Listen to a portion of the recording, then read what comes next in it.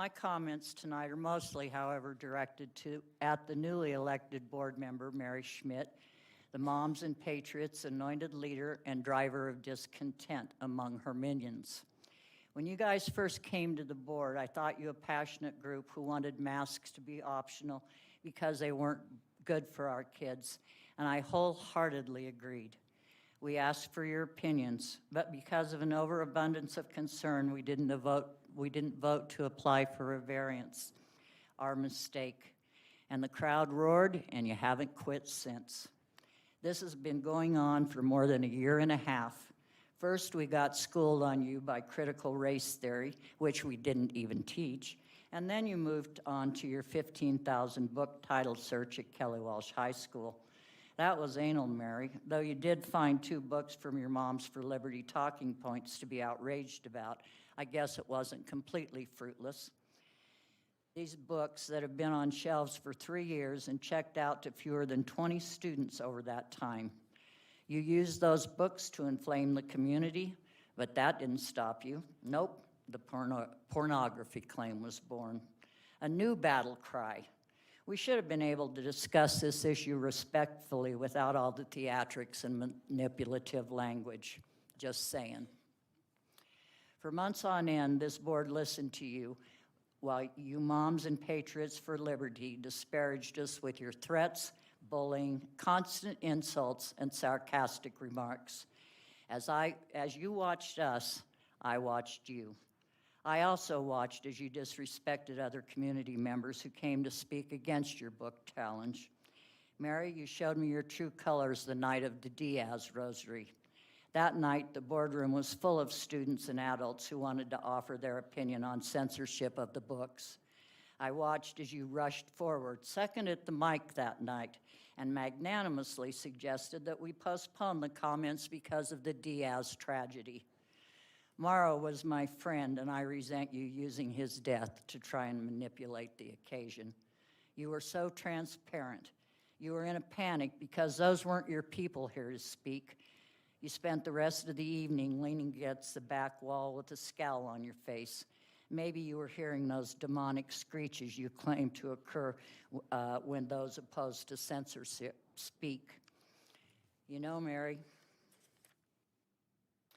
you're a pretty woman, but I never noticed until I saw your picture in Oil City News because you always have a scowl on your face. And you think that we don't pay attention or listen? Through these non-issues, you have brought your politics to a nonpartisan entity.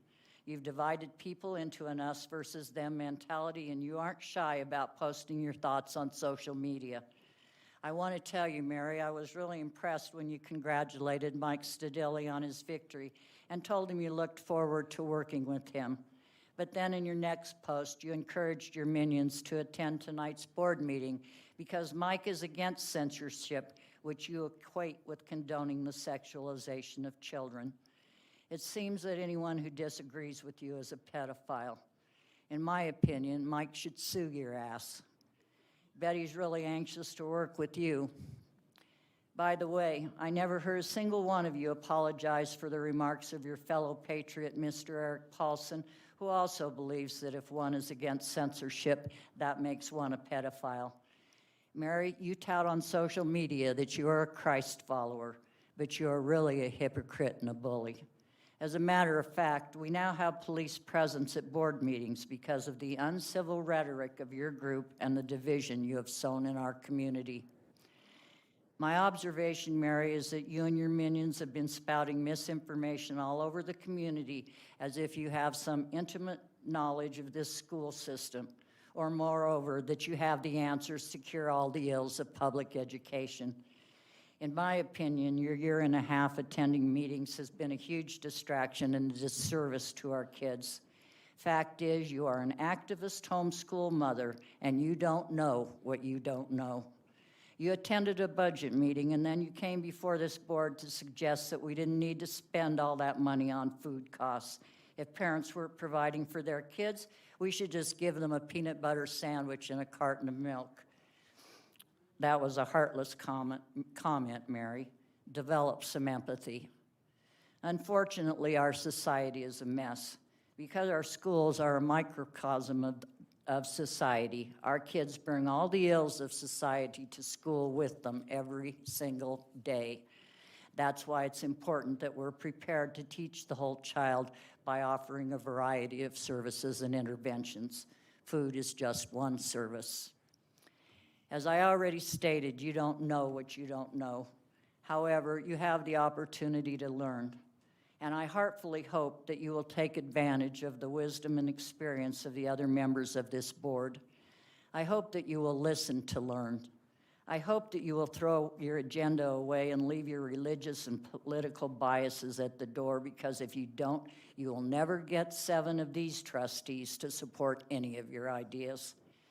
Know that your job is not to micromanage the district, but to keep a 30,000-foot view on the system. The only employee you have any responsibility for is the superintendent.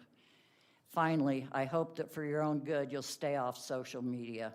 You do not speak for the district. The district already has an extremely capable superintendent and an extraordinary communications director.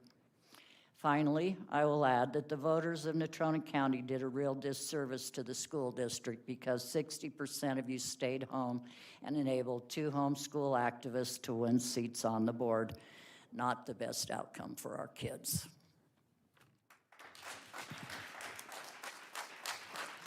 Thank you, Trustee McCullar.